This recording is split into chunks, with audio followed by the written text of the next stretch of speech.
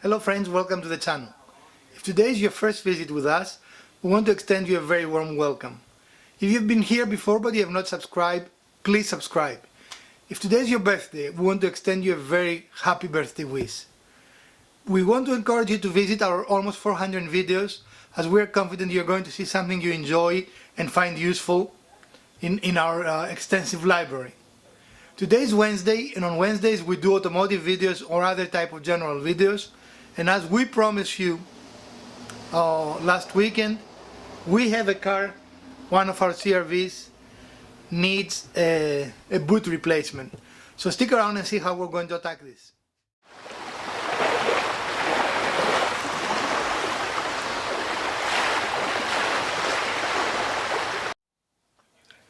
Unfortunately for us, our part will not arrive for another 2 weeks, and we were expecting it today, right? That's the good part.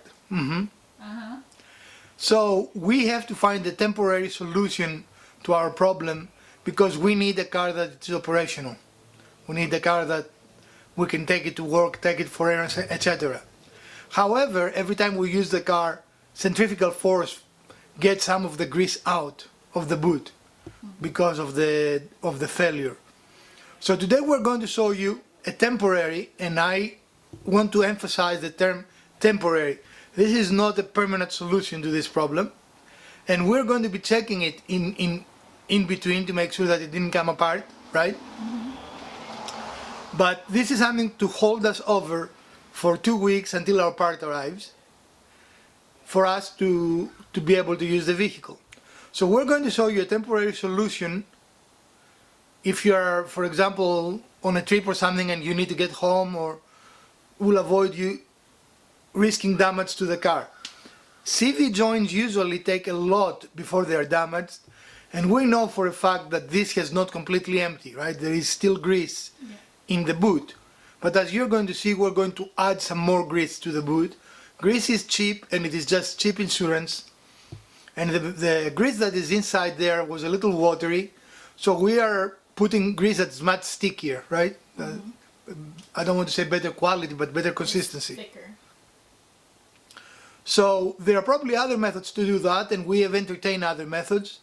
There are glues that they are designed to bond that type of material, and actually are intended for boot, CV joint boots, not wearable boots.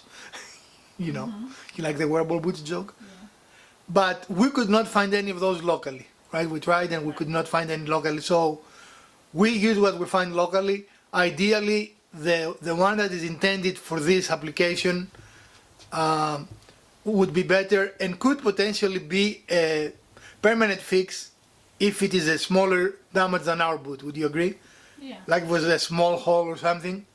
Even that could be a permanent fix, actually, what we use, because Yeah, if it's a really small. it is flexible and so forth. Ours is not small, as you are going to see in a few minutes.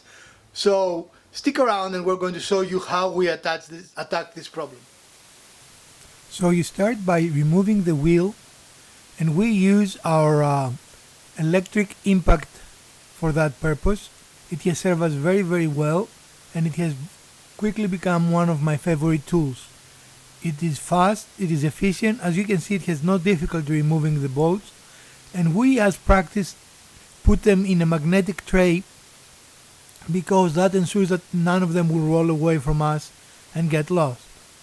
So once you remove the bolts, it is an easy task to remove the wheel, and we're going to try and show you right now the damage in the boot. You can see it right there in the middle of the screen, a little towards the top. We have a fairly big gap towards the end, and you can see grease escaping from that gap. One of the first things we're going to have to do is we're going to have to clean this for various purposes, to make sure that grease does not escape after the repair, and also for the material we use for the repair to actually stick to the material of the boot. Otherwise, we're not going to have a good joint, and even the temporary repair will not work. A word of advice here: when you work on cars, safety is of paramount importance, so make sure that you support the vehicle. Even though we are not going to be completely out of the vehicle at any point, still there is a chance of severe injury here, and by putting it on a jack stand, we ensure that we work safely and smartly without risking any damage to the vehicle and, most importantly, any injury to ourselves. So always be safe. That is the most important aspect of any car repair. Thoroughly cleaning the area is very important. This is a job that will require you to have a lot of soap towels at hand. The area has to be completely clean in order for it to be ready for the repair, and also it gives us a good idea of how much grease it has been lost since we first noticed the problem, because we did clean that area when we first noticed the problem, and actually we do a check really here to see how we're going to close the gap. We're putting some more grease into the fitting because we've lost some, and also the consistency of the existing grease is a little watery. I don't like it, so we're putting some good quality grease in the joint to help us sustain the joint in the meantime. Of course, now we need to clean the new grease, since it is impossible without a fitting to add grease to the boot without making a little bit of a mess, but it is vital we clean it because, again, we need to have very clean surfaces for the adhesive to take hold and provide a good solution. With the surfaces prepped and ready, we're now using a black silicone glue designed for these types of plastic, and we're going to apply it liberally only in one side per the directions of the product.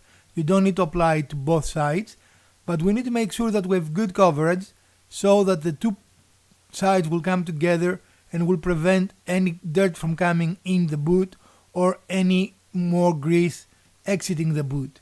This is a messy job and there is no really elegant way to do it.